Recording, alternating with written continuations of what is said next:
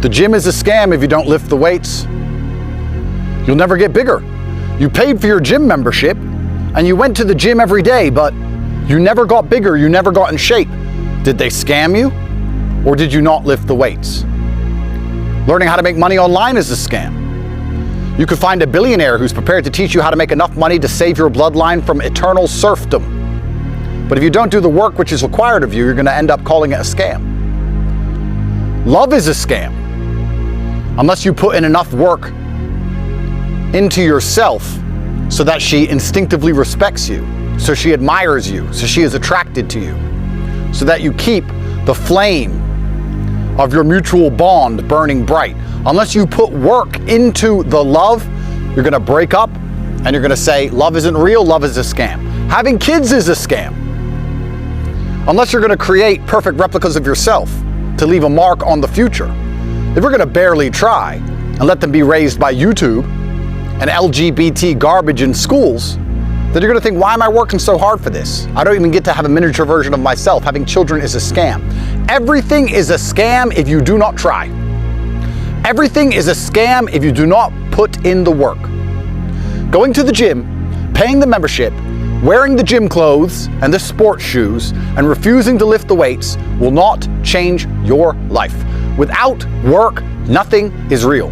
There is no magic to life without work. I cannot think of anything on the planet which is good without you working for it.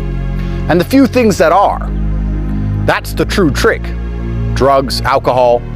You take drugs, you didn't have to try. You feel great, but you pay the price. You pay the price with your mental health, you pay the price with your physical health, you pay the price with your life. It is impossible to find anything which doesn't require work, which is good for you, which you are not going to end up calling a scam in the long run unless you try. And this is truly the difference between people who love life and those who don't.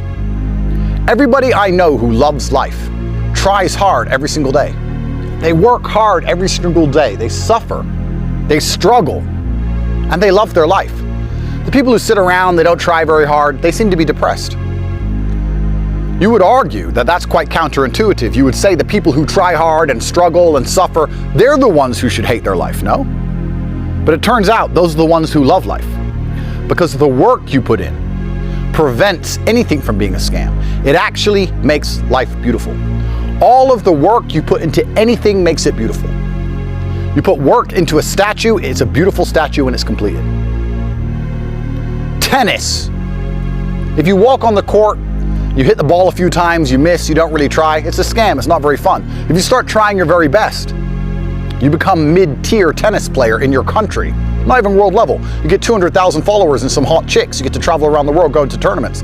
Tennis is no longer a scam. What is the difference? The game is the same. The court you played on is the same. The ball, the racket, and the human being are the same. The only difference is the amount of effort you put in. Work stops things being a scam. Work makes things worth doing.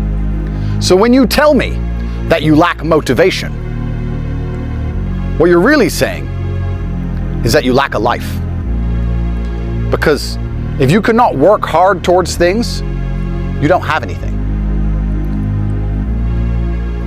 And you never will. Ever noticed that once you have a girlfriend, you have a bunch of bitches? Ever crossed your mind? Ever thought about that? You're lonely, you're by yourself, you're watching porn, you suck, you're a loser, nobody likes you, your family hates you. And then you get a girlfriend, some stupid woman is dumb enough to be with you, and all of a sudden they all seem dumb enough, like herd mentality, all the sheep appear, and you get a bunch more. It's the same with basically everything. Same with money, same with aura, same with status. It's the same with knowledge. And knowledge is the interesting thing, because I came to a conclusion today, and I'm here to share it with you.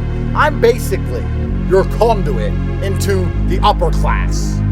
You know, the high-level A-list, S-tier celebrities, the people who are the main characters of Earth. There's only 20 or so of us, Tate, Trump, Elon. You know, there's a few guys up here, and I'm the only one talking to you. You're welcome.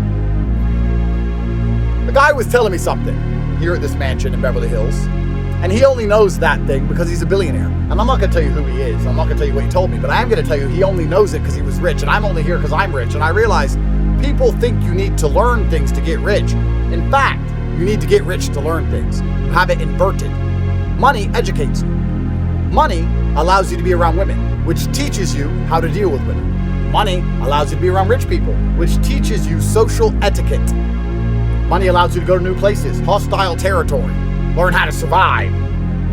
Money educates you. Money teaches you things. You don't have to learn things for money. You need money so you can learn the things that matter. The things that you are taught in a classroom are never going to matter because they're taught to everybody. Logical conclusion of the fact that everybody knows it means it has no competitive advantage. If it is taught en masse, to the normies, to the serfs, to the povs, then it has no value, does it? How can it have value? The value is when you're sitting around a pool in a mansion in Beverly Hills and you hear something that someone who made a lot of money only knows because he made a lot of money.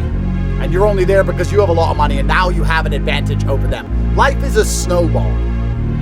And as the snowball rolls down the hill, you just collect more things, more knowledge, because you have enough money to be around the right people, and you use that knowledge to make more money. Before you know it, you got a knowledge snowball getting bigger. You got a wealth snowball getting bigger. You got a bitches snowball. They're all holding on to each other. They're all in a group. There's fucking fake titties and lips and lipstick everywhere. You know?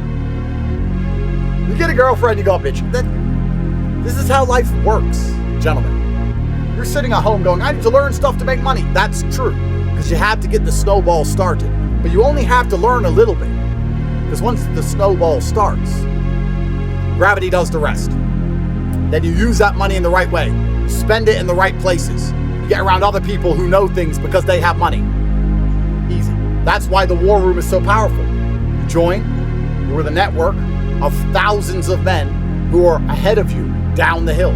Their snowball is bigger than yours, and they only know the things they know because of the size of their snowball. You only know things in life because of the size of your balls. You know? People always say to me, how'd you get away with that? Balls.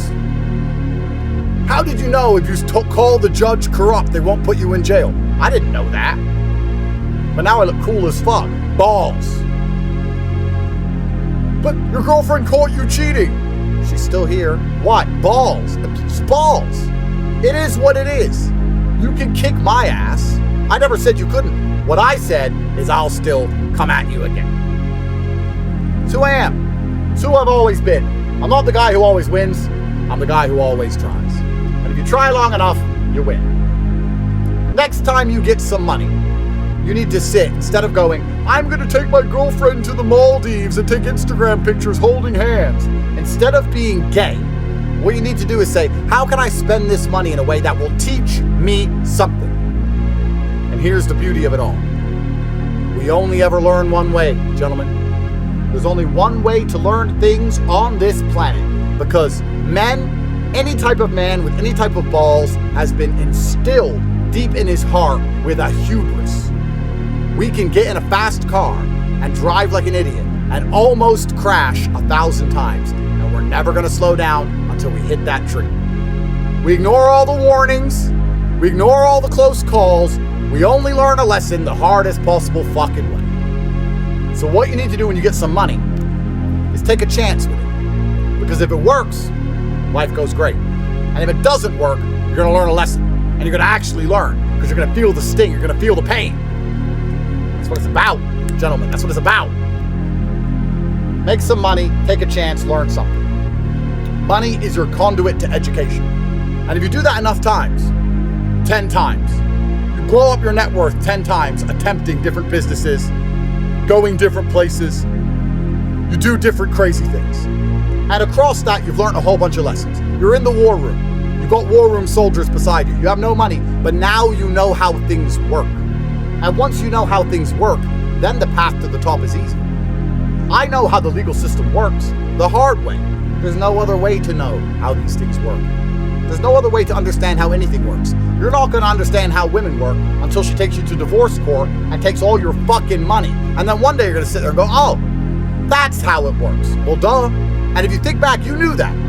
You knew that's what women were like with your girlfriend, but you ignored it because you didn't feel the sting of divorce. There wasn't enough pain. the judge didn't say, sell your house. You gotta learn the hard way. It's fine, so do I. But we got balls. We keep trying. We keep coming. When you have money, you get to attempt things and survive the failure. Meaning, you get to learn things in a applied mechanic. I applied it, cause and effect. I see what works. I see what doesn't work. Money has been lost, but I have learned a lesson. Next time I spend money, I will keep this lesson in my mind. And eventually, you're just going to win. It's actually really easy to win because most people are not prepared to fail more than once or twice without being a fucking baby. Start crying, being depressed, saying they can't do it anymore, being sad, losing motivation, getting a boyfriend, going to the gay bar. It's really easy. Everyone else is giving up, bro. You don't have to be the hare. You can be the tortoise. Everyone else is quitting. One foot in front of the other. So now, because I have enough money to access the other people with money, I got a really interesting lesson about money, and I'm going to make more money than ever. But you don't get here without it. Money is your tool to educate. Let me explain to you why capitalist societies are, by and large, more peaceful or less people die than in communistic societies. Because anyone who studied history knows communism results in a lot of deaths. Stalin killed a lot of people. Mao killed a lot of people. Whenever communism comes, you have to kill a lot of your own people. Why is that? Well, that's because you're trying to control your population. And for everything I've just described about the fact that we're all after each other's shit, the idea that communism would be some kind of utopia is a conclusion that many may come to. Well, if we're all after each other's shit, let's just share it equally. Of course, we know that some animals are more equal than others, and there's no such thing as sharing everything equally. But in a communistic society, there is no real repercussion for people not doing any work besides violence. If everybody has the same, and you're allocated a job, and you're told to go to the factory, and no matter how hard you work, you're going to get paid the same, you're not going to work very hard. So what do you do with the people who don't work at all or don't try? Well, you have to round them up and throw them in jail. And eventually there'll be so many of them they'll rebel. Now you have a civil war, you have to kill a bunch of them. That's what happens in communistic societies. In capitalistic societies, we have a built-in measure, a built-in punishment for people who don't try very hard. It's called being broke. You're broke. You're fucking poor. Broke is how they punish the people who do not try. The stupid, the lazy, the arrogant in communistic societies either end up in jail or manage to barely hold on to their job while doing no work. But in capitalistic societies, most of these people end up broke. So they're punished.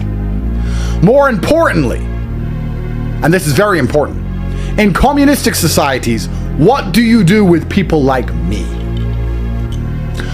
In a communist society, what do you do with somebody who has the ability to rally the troops, the ability to orate in a way that people want to listen to, the ability to make people feel motivated and strong, the agency to never shut up, the arrogance and stubbornness to not be intimidated, the perspicacity to understand what's really going on. In a communistic society where I'm stuck in a factory, but I can still talk the way I talk, people are going to end up following me and believing in me, and we're going to end up leading a revolution. Because I'm going to say this whole system's fucked, guys. Here's why it's fucked. Look what I've noticed. Look what they're doing to us. They're stealing. We're broke. You're broke. This factory's fucking shit. We can do better than this. Before you know it, we're marching on the Capitol. I would be a revolutionary in a communistic society. In a capitalistic society, I don't take to the streets with my gun. Why? Because very much like in the movie The Matrix, you must have an outlet for the minds that are prepared to be free. They say this in The Matrix. Some minds are too much trouble to enslave. Most people's minds must stay enslaved. They can't handle the truth. But inversely, some people's minds can only handle the truth and they cannot be enslaved. These people are special. Andrew Tate is one of them. We cannot lie to this man. We cannot trick him. We cannot intimidate him. We cannot psyop him. We must let him escape the matrix or he will lead a revolution. In a communistic society, there's no escape, so the revolution is sure. What is my escape in a capitalistic society? Getting rich as fuck.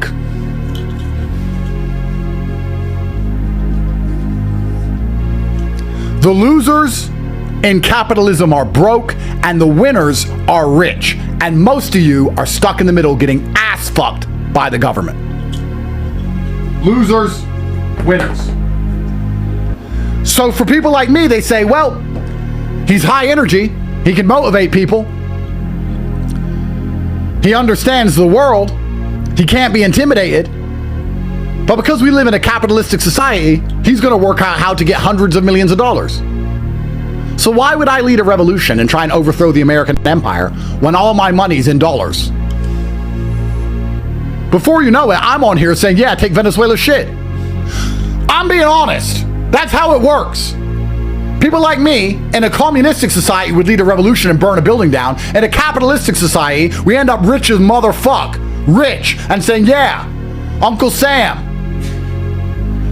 And that should be your goal. Your goal is to understand the game is rigged and that everything's a lie and the world is a stage and to get rich as fuck. Escape the matrix via money. Use your agency, your perspicacity, your dedication, your motivation, your positivity to become rich. Not to complain that we kidnapped some taco-eating fucking Mexican out of Venezuela. That's the outlet for the great that exists only in capitalism. The outlet for those who are better than others. Gentlemen, money is the only game that matters. Money is the scoreboard. Do not sit at home and tell me how fucking smart you are if you're poor. Do not tell me your opinions on Venezuela if you're broke. I don't care. The world doesn't care. And the American empire doesn't care.